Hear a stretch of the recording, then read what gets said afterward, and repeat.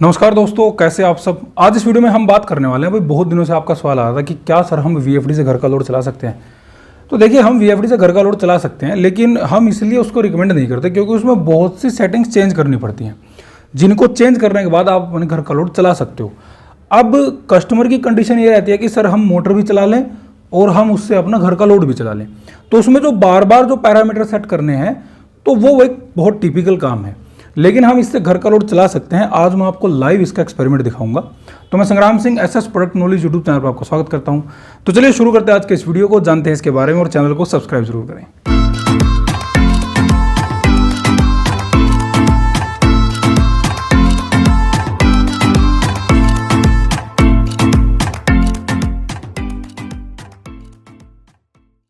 तो भी इसमें हमने जो वीएफडी इस्तेमाल किया है वो है हमारा 220 वोल्ट का, जो हमारा 3 एचपी तक 220 वोल्ट की 3 फेस मोटर को चलाता है।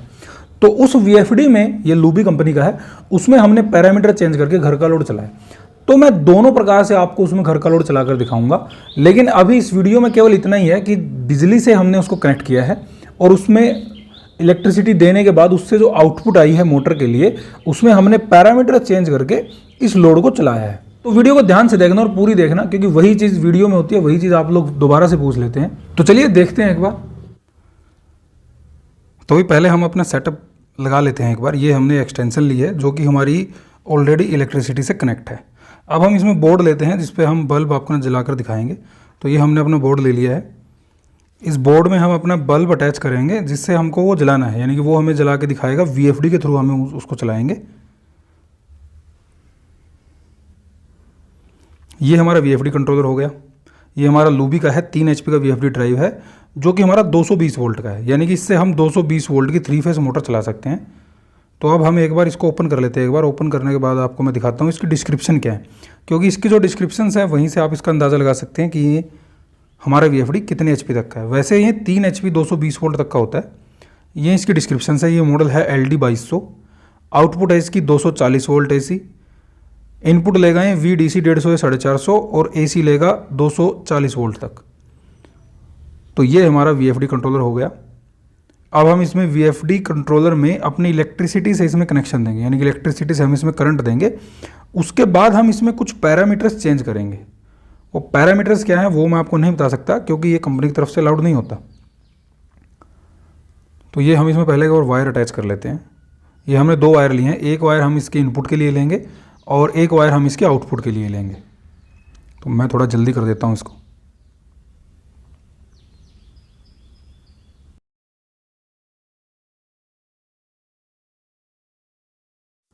तो हमें जो इनपुट वाली वायर है वो इनपुट वाली वायर जोड़नी है इसके L1 में और इसके L2 में। इस पर जो L1 और L2 दिया होता है, इसके बारे में मैंने वीडियो बना रखी है, वो आप जाकर चैनल पर देख सकते हैं। तो इनपुट के लिए हमें वायर जोड़नी है इसमें L1 में और L2 में, और आउटपुट के लिए हमें इसमें वायर लगानी होगी U में और V में।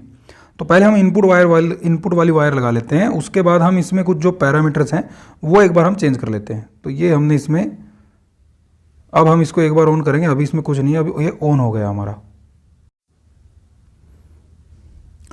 ऑन करने के बाद हम इसमें 1-2 पैरामीटर चेंज कर लेते हैं, जिससे कि हमें जैसे कीबोर्ड से हमें कनेक्ट करना है, यानी कि कीबोर्ड से हमें इसको चलाना है, बाहर से नहीं अटैच करना।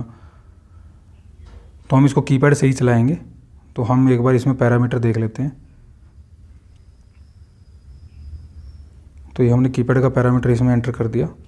उसके बाद हमें कुछ पैरामीटर्स हैं, जैसे हमें ये बल्ब जलाना है तो इसके हिसाब से हमें थोड़े पैरामीटर चेंज करने हैं। तो वो भी हम पैरामीटर एक बार इस पर चेंज कर लेते हैं। तो मैं इसमें दोनों प्रकार से आपको दिखाऊंगा, क्योंकि इसमें एक एरर आता है, वो लगभग सभी VFDs में आता है, वो मैं आपको बाद में दिखाऊंगा। ये हमारा VFD हमने ऑन कर दिया। तो ये जो हमारी फ्रीक्वेंसी है ये हमारी पूरी 50 तक जाएगी, क्योंकि 50 हर्ट्ज तक ही हमें फ्रीक्वेंसी चाहिए। तो ये हमारी 49 और ये हमारी 50। अब ये 50 हर्ट्ज पर हमारा स्टॉप हो गया, यानी कि इससे ऊपर ये नहीं जा रहा। अब हमने इसको स्टॉप कर दिया। तो अब हम इसमें 1-2 पैरामीटर्स और हैं, एक बार वो डाल लेते हैं। उसके बाद हम इसमें अपना आगे बढ़ेंगे, क्योंकि हमें इसमें जो पैरामीटर है वो बल्ब के हिसाब से सेट करने हैं कि कितने एम्पियर लेगा, कितनी इसकी वोल्ट आनी चाहिए।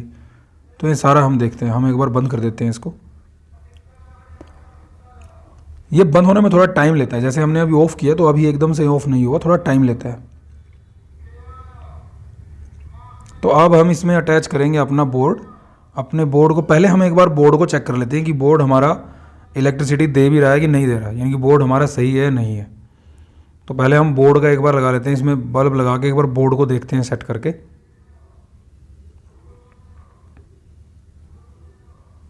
तो ये हमने बोर्ड की वायर निकाल ली। अब हमने इसमें, जैसे ये बोर्ड हमने अटैच किया, अब हम इसमें एक बार बल्ब लगा लेते हैं। ये हमने 100 वाट का बल्ब लिया है, जो नॉर्मल सा आप कहीं से भी ले सकते हैं। ये हमने केवल टेस्टिंग के लिए रखा है।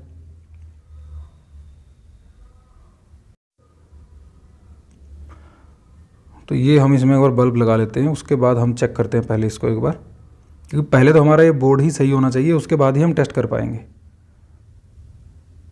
तो ये हमने बल्ब अटैच कर लिया इसमें। तो ये हमारा बल्ब ऑन हो गया, यानी कि ये हमारा बिल्कुल सही है बोर्ड। तो अब हम इसकी इनपुट देंगे VFD ड्राइव में, यानी कि VFD ड्राइव की जो आउटपुट है वो हम इसकी इनपुट में लगाएंगे। तो हम इसमें वायर अटैच कर लेते हैं।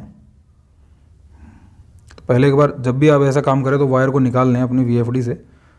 तो अब हम इसमें वायर अटैच करेंगे, या वायर हम ऐसे नॉर्मल ही अटैच कर लेते हैं।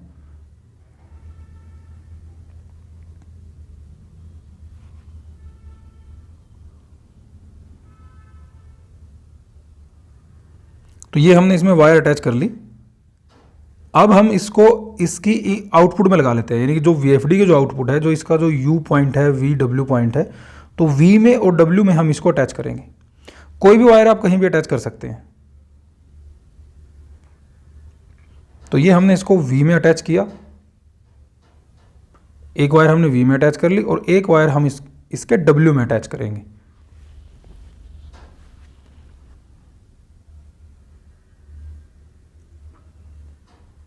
तो ये हमने इसके W में अटैच कर ली।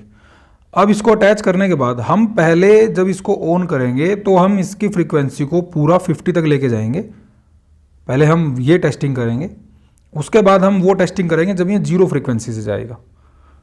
तो अब हमने इसकी इनपुट में जो VFD की इनपुट है उसको हमने इलेक्ट्रिसिटी में लगा दिया।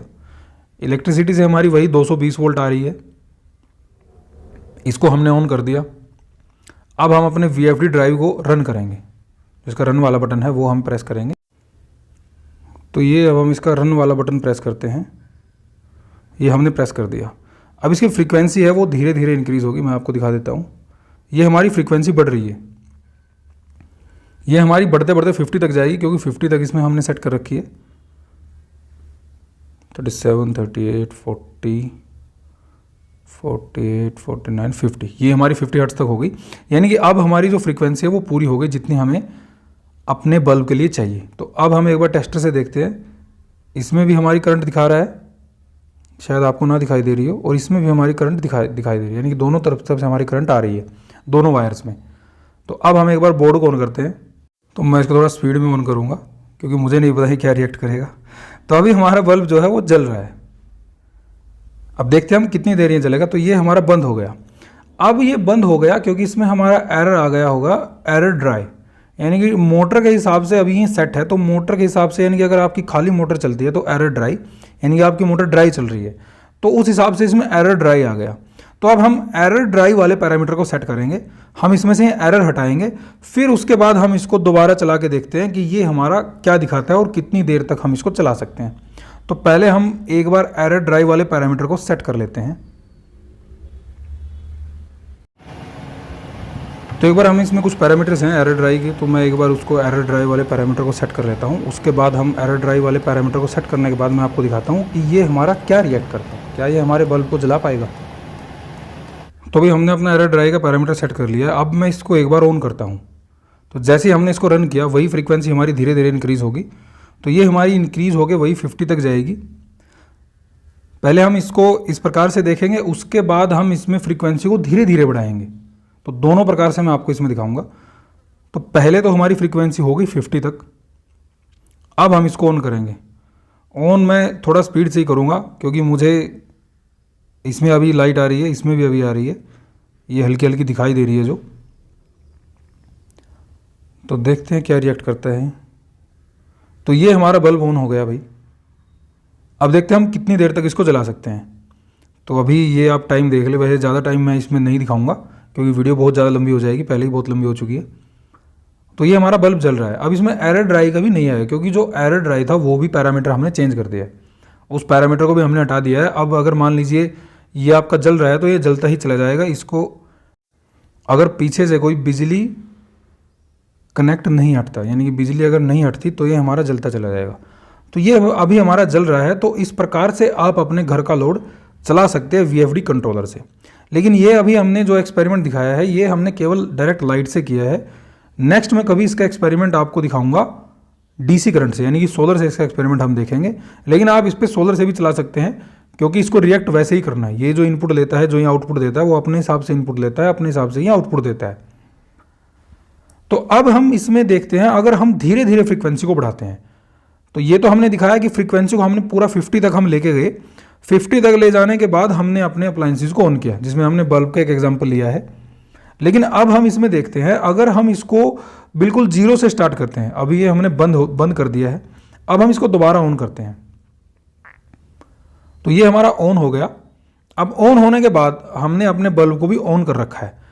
अब हम इसको ऑन करते हैं, इसकी फ्रीक्वेंसी को धीरे धीरे इंक्रीज करते हैं। तो ये हमने अभी ऑन कर दिया। तो अभी देखिए जो फ्रीक्वेंसी धीरे धीरे बढ़ रही है, तो उसमें हमारा बल्ब जो है वो धीरे धीरे अपनी रोशनी पे आ रहा है। तो ये फ्रीक्वेंसी हमारी बढ़ रही है, ये आपको नीचे दिखाई दे रहा होगा VFD ड्राइव में।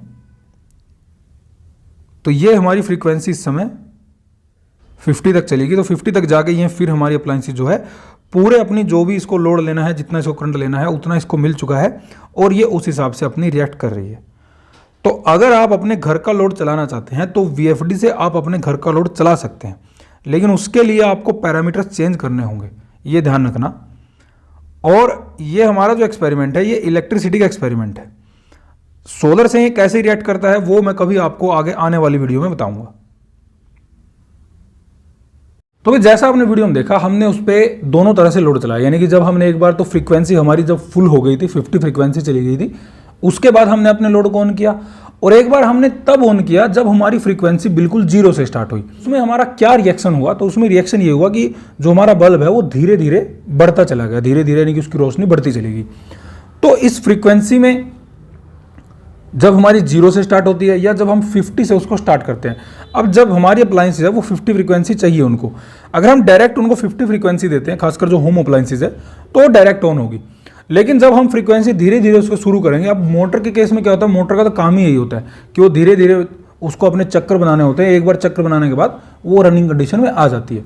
लेकिन अप्लायंसेस को एकदम 50 हर्ट्ज चाहिए, तो एकदम 50 हर्ट्ज के लिए हमने पहले उस फ्रीक्वेंसी को पूरा 50 हर्ट्ज तक जाने दिया, उसके बाद उसको चलाया। लेकिन अगर आप इसमें 0 से इसको स्टार्ट करेंगे तो अप्लायंसेस में थोड़ा जलने का चांस रहता है, तो इसमें ये एक बहुत बड़ा रिस्क है। लेकिन इस वीडियो में हमने केवल AC करंट से, यानी कि AC टू AC दिखाया। तो नेक्स्ट किसी वीडियो में मैं आपको DC करंट से अपने घर के अप्लायंसेस या घर का लोड चलाकर आपको दिखाऊंगा। तो आज के लिए इतना ही। अगर इससे संबंधित आप सवाल जानना चाहते हैं तो आप हमें कमेंट कर सकते हैं। हमारे चैनल को देखते रहिए, सब्सक्राइब जरूर करें। बहुत बहुत धन्यवाद।